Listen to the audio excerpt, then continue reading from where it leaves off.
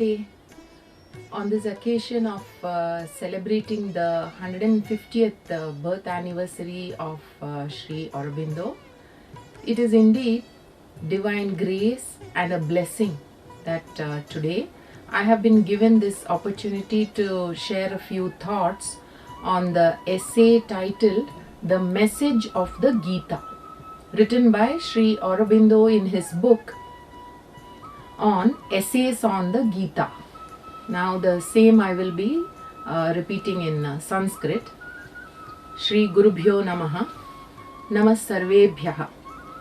Mama Saubhagyam Yat Adya Shri Aurobindo Mahanubhavanam Panchashadadhika Ekashatatama Jayanti Mahotsavasya Sandarbhe Taihi Rachitaha Essays on the Gita iti Granthatah Message on Gita iti Prabandhasya Antarbhuta Vishayam Adhikritya Kinchit Vaktum Avakashaha Siddhaha. Now, one may wonder why an essay written in English is presented in Sanskrit. Sri Aurobindo and Mother have always praised Sanskrit. They wanted everyone to learn Sanskrit. Sri Aurobindo has very eloquently expressed how Sanskrit does not age. He says, in his own words, the ancient and classical creations of the Sanskrit tongue, both in quality and in body, and abundance of excellence in their potent originality and force and beauty, in their substance and art and structure, in grandeur and justice and charm of speech, and in the height and the width of the reach of their spirit, stand very evidently in the front rank among the world's great literatures. So, what I'm going to do today is, in the spirit of an offering, I have selected some parts of the essay and given the essential meaning, that is bhavarthaha in Sanskrit. I will quote the sentence in English and present the same in Sanskrit. Then in a few places I have chosen the connected verses from Bhagavad Gita and explained the same in simple Sanskrit. So this will be the structure of today's presentation. Sri Aurobindo starts the essay by giving the content of the message of the Gita, all packed in about 300 words. Then he takes parts of the content and explains it in detail. Firstly, he says, I quote, "We might summarize the message of the Gita, the word of the divine teacher, as the secret of action which is one with the secret of all life and existence. Gitopadeshaha Divya Purusha Gitacharyasya Vachanani Karmanaha Rahasyam Yat Tasmin Antarbhutaha Bhutanam Jivanasya Sattayaha Cha Rahasyam." Then the essay begins with a similar statement. I again repeat here onwards, I will quote the English for which Sanskrit expression will be followed. So now we begin the essay. The secret of action is one with the secret of all life and existence. Karmano gatihi ati guhyam ityukte karmanaha swarupam durvigneyam tad astitvam sattavishayam sambandhitaha atah guhyam asti jnatum dushkaram cha. Existence is not merely a machinery of nature. Astitvam ityukte kevala prakritehe kriyamanani ityarthaha na. It is a wheel of law in which the soul is entangled for a moment or for ages. Parantu kachana dharma vidhihi naya chakraha yasmin jivaha baddhaha kshanapariyantam atava yugebhyaha. It is a constant manifestation of the spirit. Atmanaha nirantara prakashaha. Life is not for the sake of life alone, but for God. Jivanam kevalam pranadharanartham na, parantu paramatmanaha krite. And the living soul of man, purushasya jivaha, is an eternal portion of the Godhead. Paramatmanaha nitya amshaha. Yatha Bhagavad Gitayam uktam Mamaivamsho jivaloke jivabhutas sanatanaha iti. Paramatmanaha amshaha avayavaha eva samsare jivabhutas san karta bhokta iti chirantanaha prasiddhaha. Action is for self-finding, for self-fulfillment and for self-realization. Karma kimartham ityukte, karma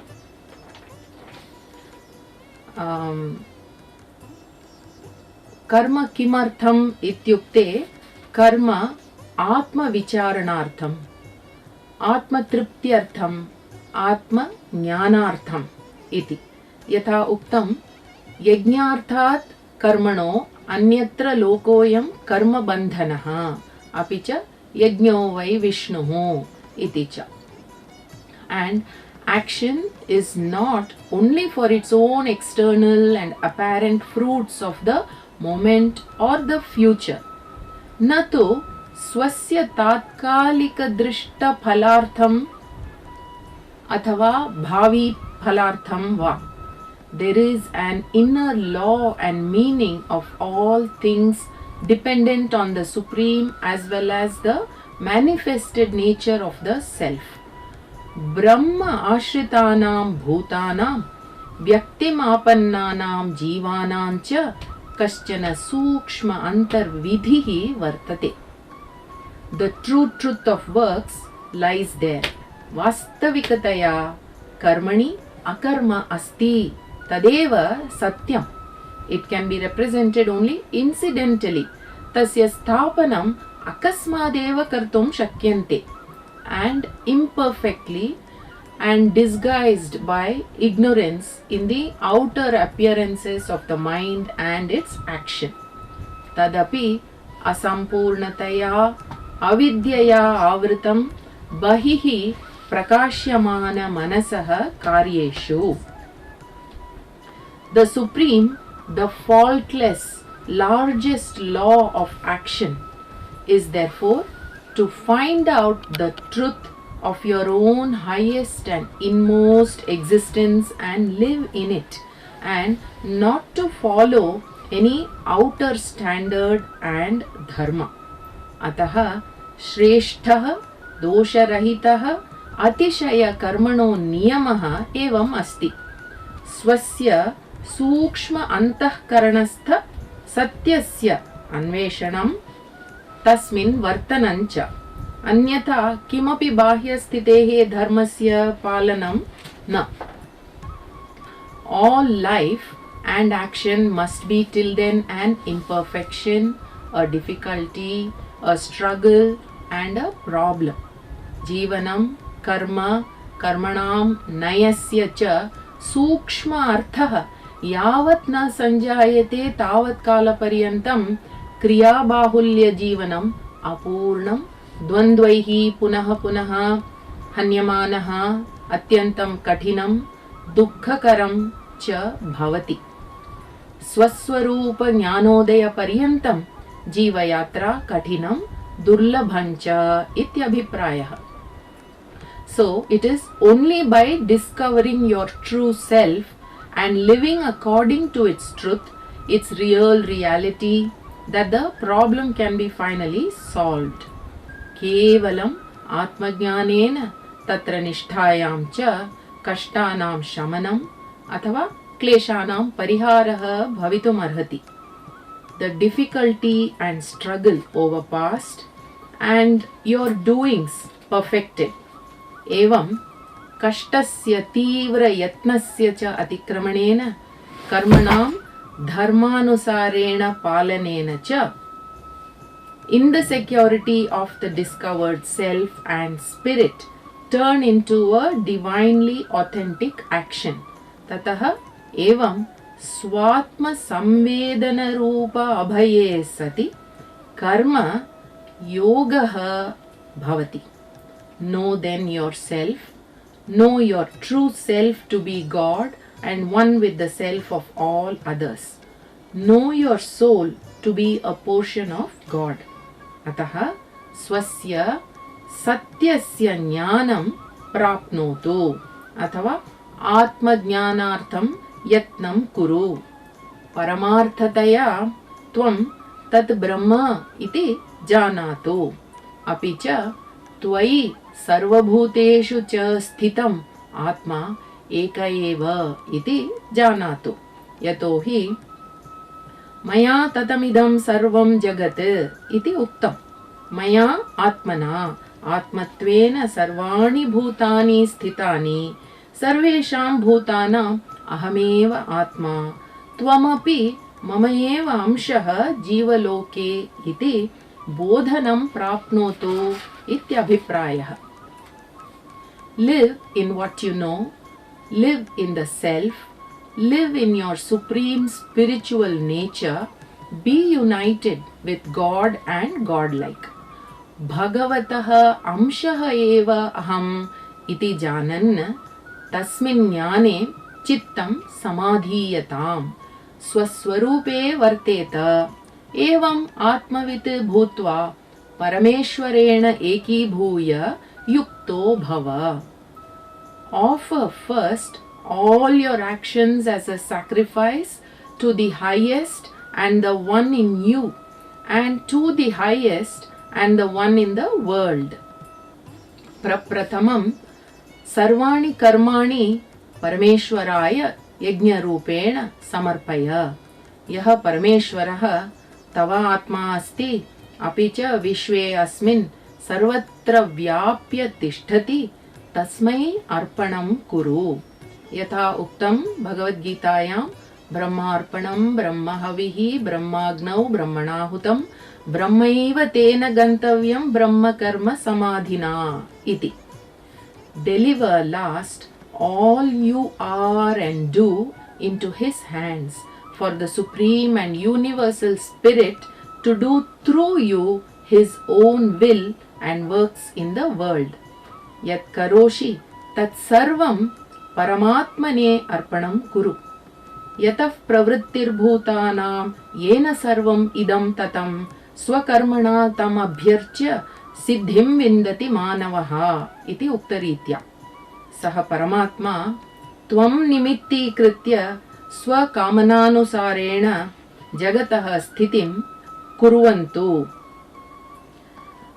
एवं this is the solution that I present to you, and in the end you will find that there is no other. So here the word I implies the supreme. So as it has been said, सर्वधर्मान् परित्यज्य मामेकं शरणं व्रज अहं त्वा सर्वपापेभ्यो मोक्षयिष्यामि मा शुचः इति उक्तमस्ति भगवद्गीतायाः अन्ते कर्मयोगनिष्ठा क्रमेण परमेश्वर शरणतां विहाय सर्वभूतस्थं ईश्वरं शरणगमनम्. एतत् विहाय संसार संतापात् विमोचनस्य अन्यत् कोऽपि मार्गः नास्ति इति अभिप्रायः. मया परमेश्वरेण अथवा भगवता एतदेव समाधानमार्गः प्रदर्शितः. अन्ततो अन्यत् किमपि मार्गः नास्ति इति त्वमेव ज्ञास्यसि. This finding of the true self, एतादृश आत्मतत्त्वस्य अवगतिः, this knowledge of the Godhead within us, आत्मज्ञानम्, अस्माकम् अन्तःस्थित ईश्वरस्य ज्ञानम्, and all is not an easy thing. प्राप्तुं सुलभः नास्ति. Nor is it an easy thing either to turn this knowledge, even though seen by the mind, into the stuff of our consciousness and the whole condition of our action.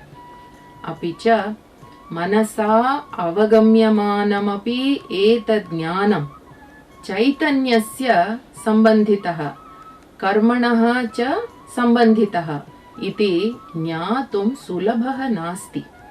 All action is determined by the state of our being. सर्वे कर्माणि जीवात्मनः वर्तमानस्थित्या निर्धारितानि. And the effective state of our being is determined by the state of our constant self-seeing will and active consciousness, and by its basis of kinetic movement. अपि च अस्माकं वर्तमानं स्थितिः तु निरन्तर आत्मज्ञानदर्शनप्रयत्नौ अस्माकं कियत् निष्ठा अस्ति तस्यां निर्धारितः. It is what we see and believe with our whole active nature, ourselves to be, and our relations with the world to mean. It is our faith, our shraddha that makes us what we are. आत्मज्ञान संपादने अस्माकं श्रद्धा कियत् अस्ति तस्मिन् निर्धारितः अस्माकं व्यक्तिता. अत्र व्यक्तिता नाम कोऽहम् इत्यस्मिन् विषये अस्माकं मनसि कीदृशी भावना वर्तते, कीदृशी यत्नः वर्तते इति अभिप्रायः. But the consciousness of man is of a double kind and corresponds to a double truth of existence, for there is a truth of the inner reality and a truth of outer appearance. Parantu purushasya yat chaitanyam asti tat dvidha antastha satyata bahihi bhasamanasya satyata iti. According to as he lives in one or the other, he will be a mind dwelling in human ignorance or a soul founded in divine knowledge. Tadanusarena tasya purushasya jivana yapana tayoho ekasmin vartate. Tasya manaha atma ajnana bhumau athava atma tattva darshana bhumau vartate. Now, Sri Aurobindo describes in the next para what is outer appearance. In its outer appearance, the truth of existence is solely what we call nature or prakriti, a force that operates as the whole law and mechanism of being, creates the world which is the object of our mind and senses, and creates to the mind and senses as a means of relation between the creature and the objective world in which he lives. Jivasya sattayaha vastavika tattvam yat bahihi dyotamana swarupe asti tadeva prakritihi iti vyavaharaha.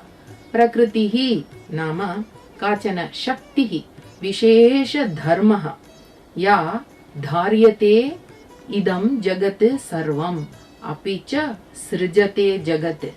Tatra jagat ityukte अस्माकं इंद्रियाणां मनसां च विषयः.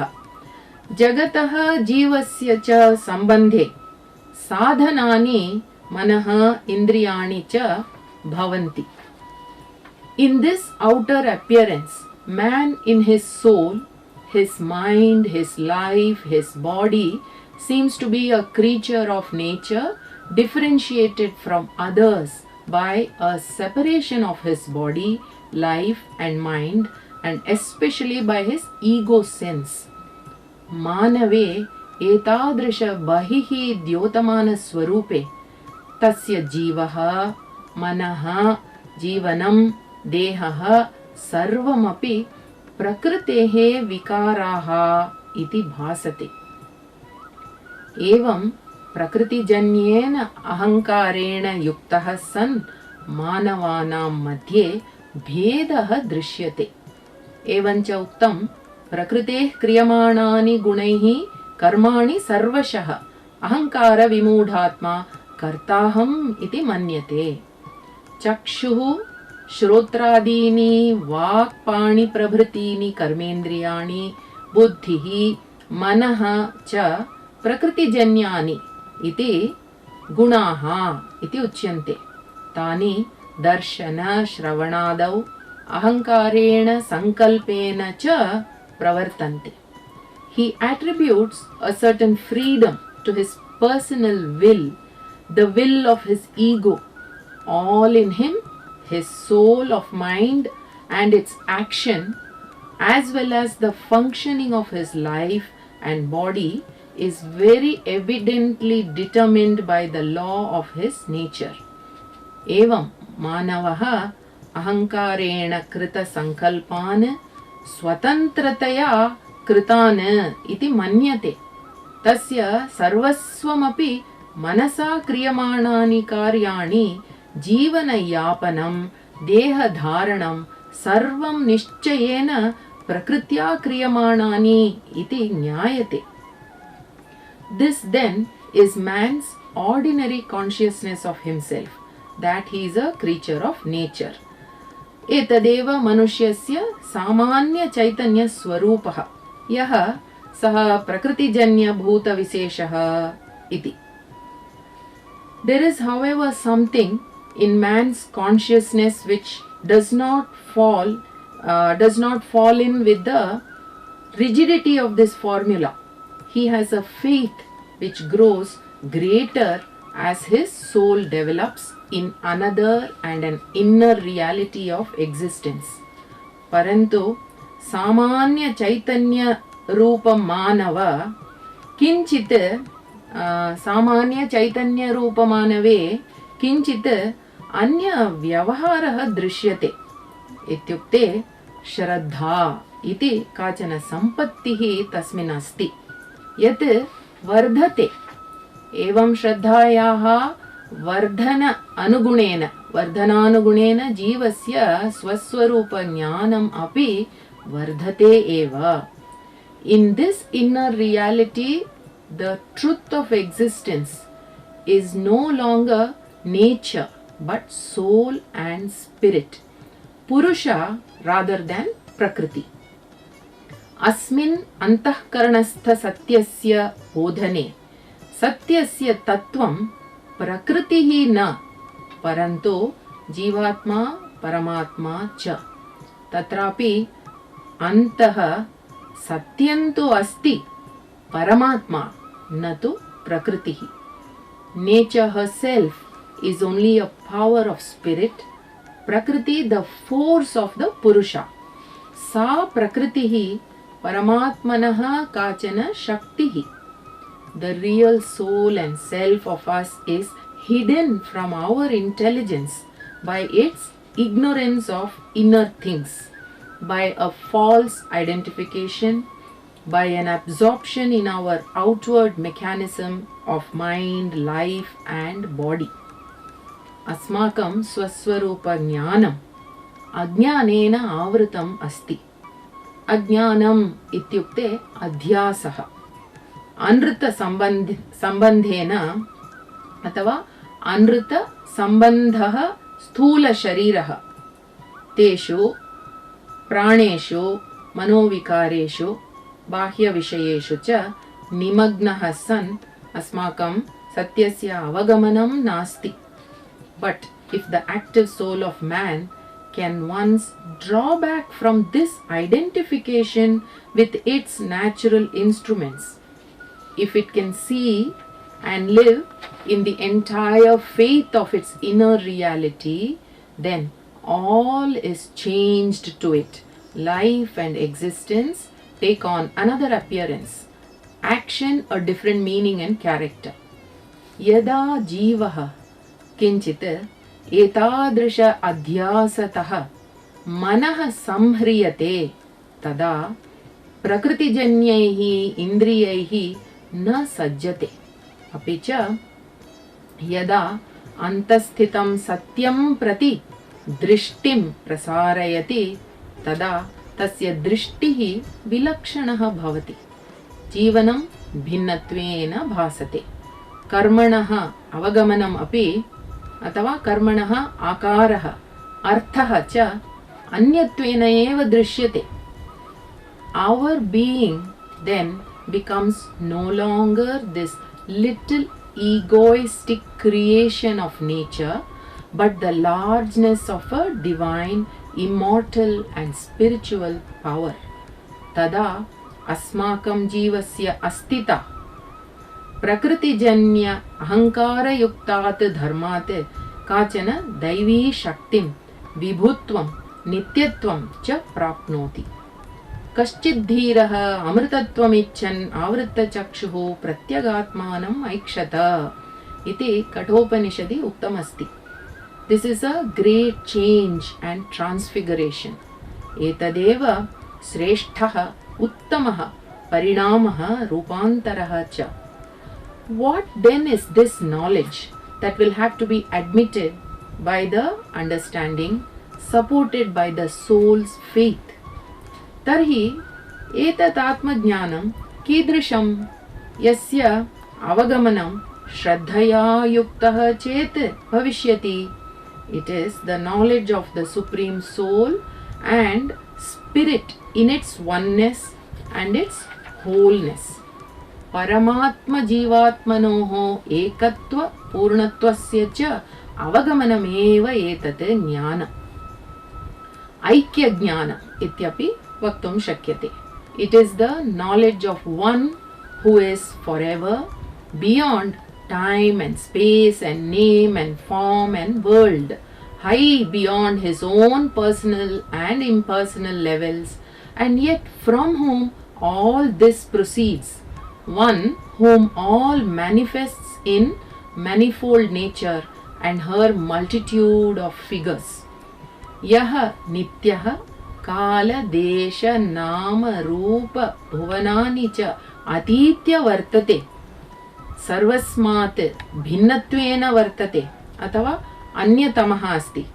तथापि यस्मात् सर्वम् इदं जगत् जायते, अपि च नानासंख्याकानि बहुप्रकाराणि व्यक्तयः यस्मात् सम्भवन्ति च, तस्य दिव्यरूपस्य ज्ञानमेव अध्यात्मज्ञानम् इति व्यवहारः.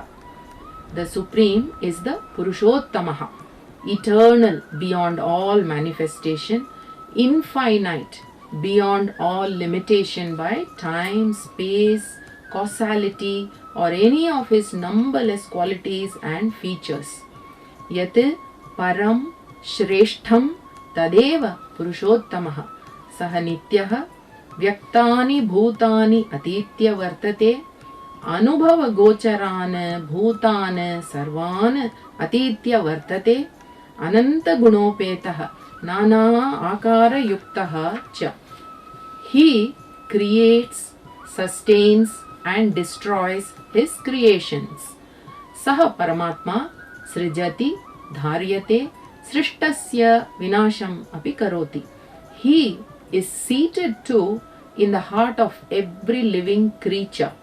Saha praninam hridi sannivishthah. There are always these three eternal states of the divine being. Divyasya Purushottamasya trayah sthitayah.